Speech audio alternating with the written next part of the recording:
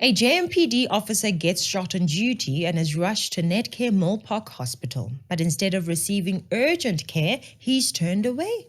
Why? Take a listen. A Johannesburg Metro Police officer who was shot while on duty has been denied emergency treatment at Netcare Milpark Hospital. This is because the city owes a private hospital 35 million rand.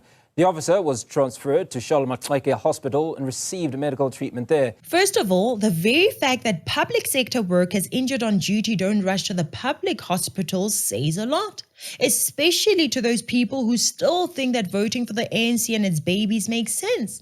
Ideally, the public sector should operate as one unified system. Police should trust public hospitals. Hospitals should rely on stable electricity and water, and so on. But under ANC leadership, the system has collapsed. Public services are in such poor shape that even government workers now rely heavily on the private sector. And when they do, the ANC uses those private services but doesn't pay for them, consuming what they need while ignoring the bill. 35 million rand. Just imagine. 35 million rand seems to be a magical number for the Gauteng government nowadays. 35 million owed to Netcare Milpark Hospital and 35 million paid in rent to private property owners on a monthly basis. They owed 1 million and the Netcare officials ignored it. They owed 5 million and I assume they promised to make payments soon. Then 10 million, then 20, 25, then 30 and finally 35. And they kept on sending their staff to be served by the hospital and not paying. They want the service but they don't want to pay for it. The reason the JMPD officer went to a Netcare hospital is simple. Government hospitals are in terrible condition. No one wants to go there anymore. I gave birth to both my sons in public hospitals, but if I had the choice, I wouldn't have. And that is not how it should be. We pay taxes so that hospitals and infrastructure can serve us, the people. But under the ANC, that infrastructure is falling apart. And when it fails, they turn to the private sector, whether it's private hospitals for injured officers or private offices for government staff, instead of fixing what belongs to the public. Just imagine the frustration of that officer, risking your life daily only to find out that people like Panyaza and Dada Morero aren't maintaining basic services meant to support you. And on top of that, they're not paying the private hospitals that are stepping in to help. It is clear that the ANC who is running Gauteng never holds anyone accountable. How do you build up a hospital debt to 1 million, 10 million, 30 and 35 million and just wake up daily, go to work and carry on like nothing's happening, like nothing is wrong? It's not even their money, yet they still can't do the bare minimum of taking from the taxpayers to pay the service providers. Now, because Panyaza Lesufi and his team failed to settle Gauteng's debt, the officer was moved to Charlotte Maxeke, where he was told he'd have to wait for 6 hours for a surgeon. What happened, what you don't know, is that the officer, after being shot, he went to Hillbrow Clinic to be stabilized. After being stabilized, was then transferred to Milpark Hospital, where this issue then emerged that the city owes Milpark Hospital 35 million. And then they then transferred him to Charlotte Maxeke. While he was at Charlotte Maxeke, in that space, he was then told the surgeon will only see him after 6 hours.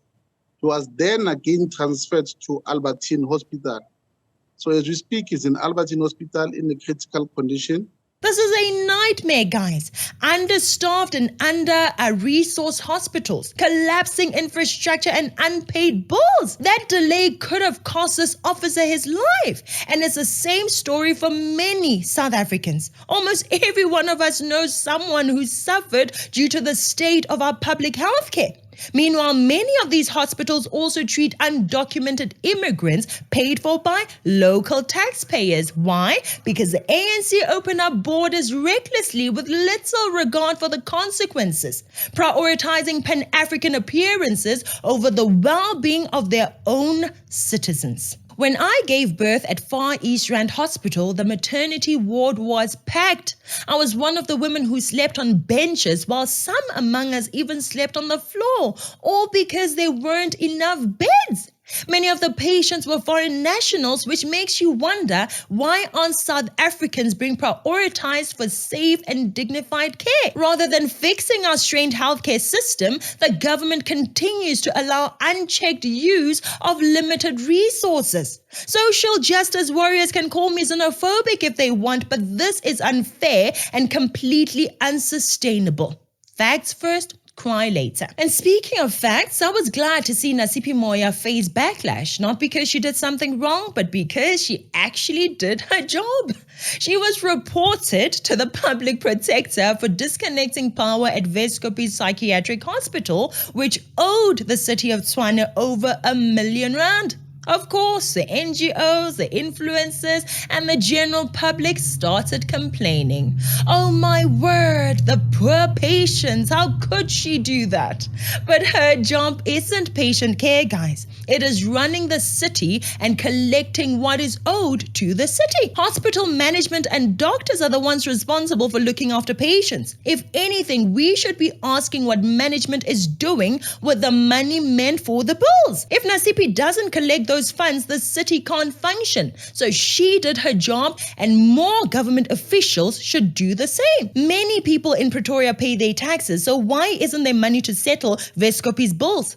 The idea that you can keep using services without paying is a very common mindset in South Africa, from the ordinary citizen to SOE managers and even politicians. Consume endlessly, then cry foul when the bill arrives. The moment someone like Nasiphi says enough, people get outraged. Even some woke influencers try to attack her simply for doing her job. This is the thinking that we need to challenge in our homes, our circles, and our workplaces.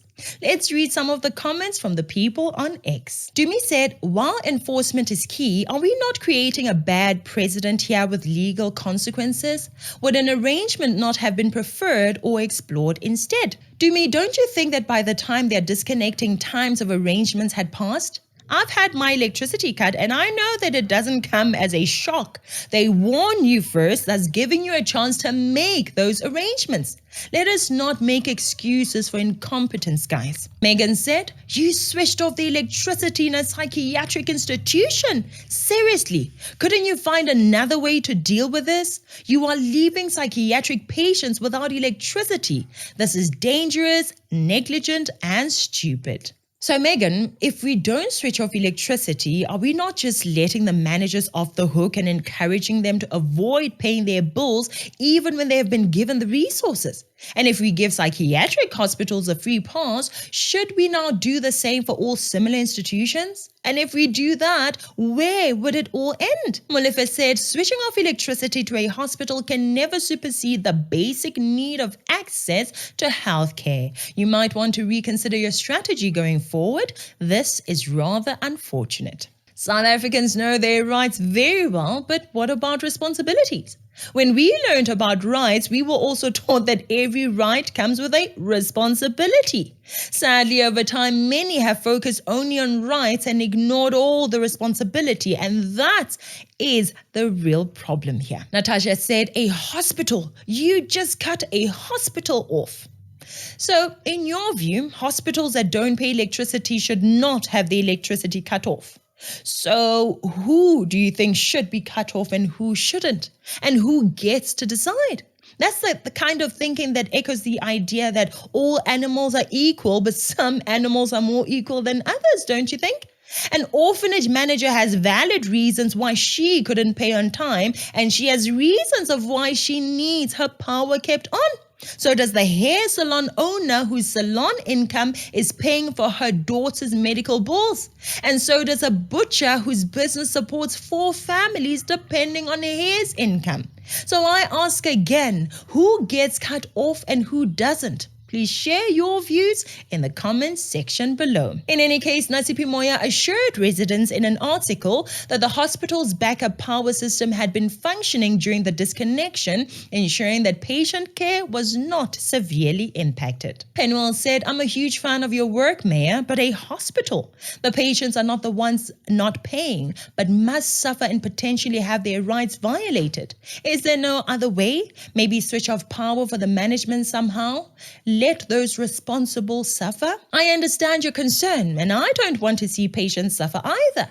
But sometimes where the ANC is concerned, tough decisions have to be made to trigger the right reaction or action from them. We have seen how they are extremely silent when addressed in a normal, civilized fashion and start to take action once they see a type of protest or similar action. In this case, there were backup systems in place, but even if they weren't, maybe a drastic step like this was necessary to finally expose the hospital management for not doing their job. Perhaps this is what will wake the relatives of those patients up and help them stop voting for the ANC. Maybe it will push management to either do their jobs properly or make room for those who will. Following the criticism, Nasiphi Moya made a statement saying, "We are sensitive to the critical role hospitals play and deeply respect the work of healthcare professionals and the duty of care owed to the most vulnerable in our society. However, the city has a responsibility to apply its credit control measures fairly and consistently across all customers, including government departments." And she's correct. By the way, Weskoppies Psychiatric Hospital is in Gauteng, where Panyaza Lucifer is premier. His administration returned 1.8 billion to Treasury, mainly from health and education, all while Gauteng departments owe the city of Tshwane over 1.6 billion, including the 1.2 million overdue electricity bill. They had the money to pay what they owe, but instead of settling debts, they sent it back to Treasury. So how do you even explain that? They're not short of funds. They're just choosing not to allocate them responsibly. Just make it make sense, especially you who still support the ANC. The city of Tshwane's Mayor Nasiphi Moya said, "In good faith, we previously agreed not to proceed with disconnection, recognizing the Department of Health's financial year end in March and accepting their assurance payment would be made in early April." Despite many follow-ups, no payment was received, leaving the city with no alternative but to act. Just imagine that. Hopefully this Action SA mayor keeps doing what is right, not just exposing the ANC's dysfunction, but building a better Tshwane for all who live in it. The ANC's habit of taking services without paying is why businesses collapse. This culture of non-payment, especially by government departments, is toxic. Many businesses, small, medium and large, have rendered various services to the ANC and were not paid for years and some just months. How are those businesses supposed to survive, much less thrive? And if they don't survive, what is going to happen to all the people that those businesses are employing? We know that the unemployment rate in South Africa is already too much for this country to bear. Now, if the ANC is allowed to continue in this toxic habit, what is going to happen to the unemployment rate of our nation? Let's start considering these facts, fellow citizens. Our electricity was cut for far less than 1 million rand. You either pay or face the consequences. And yes, life is hard, but my challenges don't mean that the municipality must ignore their duty.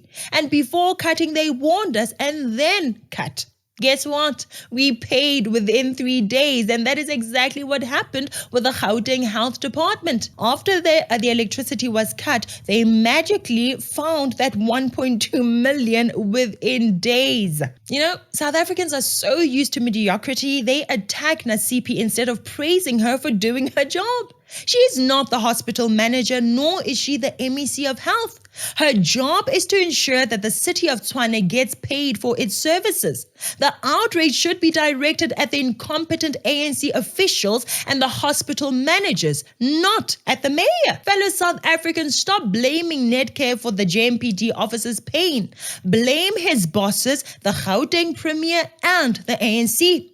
Don't go after Mayor Nasiphi for doing what she should have done long ago. She should cut the power, deny services to non-payers without any fear, without any favor. To those always demanding free things, stop it. Wake up, South Africa. We need work, not welfare. South Africa has too many people consuming but not contributing. This entitlement culture must end. We need more taxpayers, not tax consumers. Anyway, that's it for today. If you would like to support the work that we do as Citizen Concerned, please consider joining our membership or buying our merchandise at www.citizenconcerned.co.za. Please like and share this video with many citizens. Thank you so much for watching. I'm Katlego. This is Citizen Concerned. And until next time, beware of the comrades.